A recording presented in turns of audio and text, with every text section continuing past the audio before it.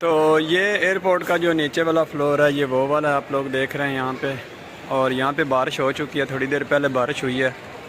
तो माशाल्लाह मौसम बहुत ही प्यारा है। लाहौर में वक्फे वक्फे से बारिश हो रही है, और ये इतनी ज़्यादा नहीं हुई, लेकिन मौसम बहुत प्यारा हो गया है, इंजॉय वाला मौसम है। और ये एम्बुलेंस है, और ये आप एयरपोर्ट में खड़े हैं। यहाँ से जो बैन अल-कौमी आमदन है, और यहाँ से जो हाजी वगैरह आते हैं या बाहर के मुल्कों से कोई आते हैं, तो ये सारे इधर से ही मतलब उनकी रवानगी होती है।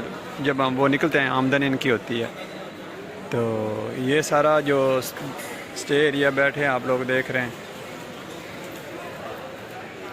माशाल्लाह बहुत ही प्यारा माहौल है यहाँ का।